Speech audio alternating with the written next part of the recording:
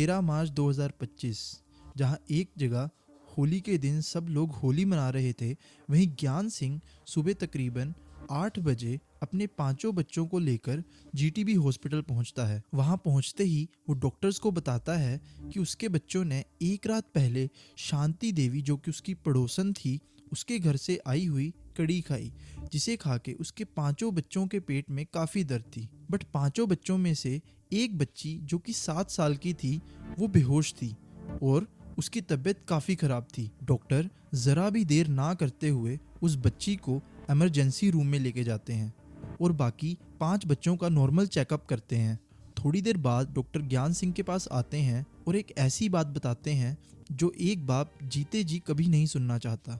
वो उससे कहते हैं कि उसकी 7 साल की बच्ची अब नहीं रही। ये सुनकर ज्ञान सिंह की बीवी और बाकी चारों बच्चों का भी काफ़ी बुरा हाल हो जाता है। सभी काफ़ी बुरे सदमे में चले जाते हैं। अब डॉक्टर ज्ञान सिंह को कहते हैं कि उसकी बेटी की बॉडी हैंड ओवर करने से पहले वो उसका पोस्टमार्टम करेंगे। ये बात सुनकर ज्ञान सिंह डॉक्टर को पोस्टमार्टम करने के लिए बिल्कुल मना कर देता है और कहता है कि उसे अपनी बेटी का पोस्टमार्टम नहीं कराना। ये बात डॉक्टर्स को काफ़ी स्ट्रेंज लगती है और इतना ही नहीं, ज्ञान सिंह पोस्टमार्टम ना कराने के लिए एक फॉर्मल एप्लीकेशन भी लिखता है, बट हॉस्पिटल उसकी एप्लीकेशन को डिनाई कर देता है और उसकी बेटी की बॉडी को पोस्टमार्टम के लिए भेज देता है।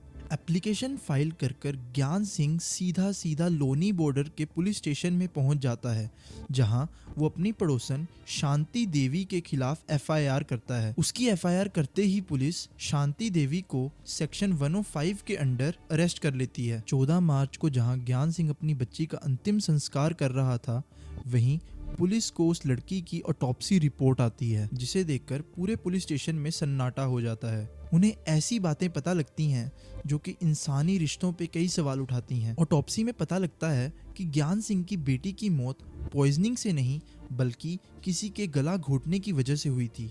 और इतना ही नहीं, उस रिपोर्ट में ये भी पता लगता है कि उस बच्ची का सिर्फ मर्डर ही नहीं हुआ, बल्कि असॉल्ट भी हुआ था। अब सवाल ये पैदा होता है कि अगर उस बच्ची के मरने का रीज़न कुछ और था, तो ज्ञान सिंह ने पुलिस स्टेशन में आकर झूठी रिपोर्ट क्यों लिखाई। और अब पुलिस को हॉस्पिटल के थ्रू ये भी पता लगता है कि पोस्टमार्टम के टाइम ज्ञान सिंह ने पोस्टमार्टम ना कराने की एप्लीकेशन भी फाइल करी थी।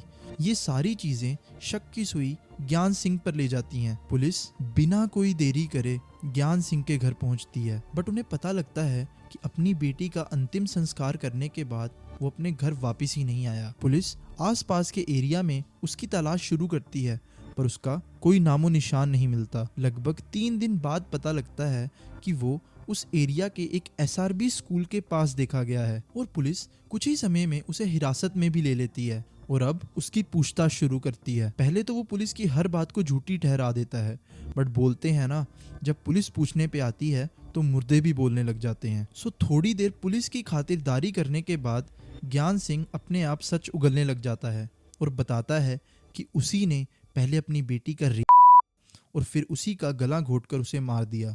बट क्यों किया उसने ऐसा, और कैसे इतनी हिम्मत आई उसमें कि उसने अपनी ही बेटी की जिंदगी खत्म कर दी।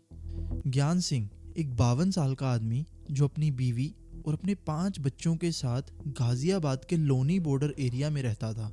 ये उसकी पहली नहीं, दूसरी शादी थी। उसकी पहली बीवी कई साल पहले उसके नशे की एडिक्शन की वजह से डाइवोर्स लेके दूर हो गई थी।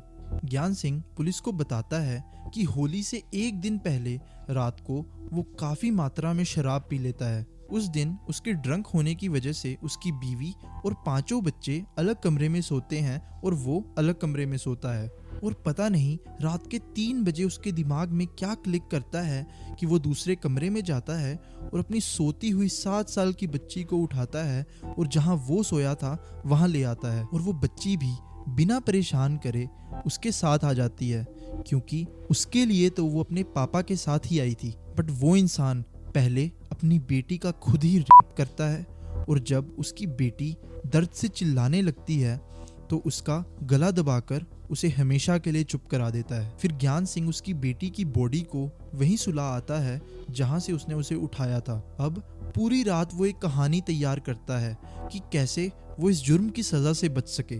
वो सुबह 7 बजे सबसे पहले अपने एक फ्रेंड को कॉल करता है और कहता है कि उसके 5 बच्चों की तबीयत काफ़ी ख़राब है और ये तबीयत तब से ख़राब है जब से उसके 5 बच्चों ने शांति देवी के घर से आई हुई कड़ी खाई थी। और बताता है कि उसकी 7 साल की बच्ची की तबीयत ज़्यादा ख़राब है। तो उसका फ्रेंड भी जल्दी से उसके घर पहुंच जाता है और दोनों उस 7 साल की बच्ची को लेकर मोटरसाइकिल पर एक लोकल क्लिनिक पर पहुंचते हैं, जहां श्याम सुंदर, जो कि उस लोकल क्लिनिक को रन कर रहा होता है, वो उस बच्ची की पल्स चेक करता है, बट उसे कोई पल्स नहीं मिलती। ये देखते ही वो ज्ञान सिंह को इमीडिएटली बच्ची को जीटीबी हॉस्पिटल ले जाने के लिए बोलता है और जहां बच्ची को डेड डिक्लेयर कर दिया जाता है। ये सारी स्टोरी ज्ञान सिंह ने पुलिस को मिसलीड करने के लिए बनाई थी। अब अगर हॉस्पिटल ज्ञान सिंह की उस एप्लीकेशन को एक्सेप्ट करके पोस्टमार्टम ना करता तो शायद ज्ञान सिंह कभी पकड़ा ना जाता और बेकसूर शांति देवी को जेल में सजा काटनी पड़ती। एसीपी अजय कुमार सिंह बताते हैं कि ज्ञान सिंह ने अपने बाकी 4 बच्चों को बोला था कि उन्हें हॉस्पिटल में आके ये झूठ बोलना है कि उनकी तबीयत शांति देवी की भेजी हुई कड़ी खाने की वजह से खराब हुई है, जबकि 4 बच्चे एकदम सही सलामत थे। होली एक ऐसा दिन जिसको अच्छाई की बुराई पर जीत के लिए मनाया जाता है। उसी दिन ज्ञान सिंह ने ऐसा घिनौना जुर्म करके ये साबित कर दिया कि किसी भी जुर्म के पीछे किसी भी रिश्ते का हाथ हो सकता है और ज़्यादातर केसेस में खून से रंगा हाथ अपनों का ही होता है। तो अपना ध्यान रखें। Thanks for watching this video. Don't forget to like and subscribe.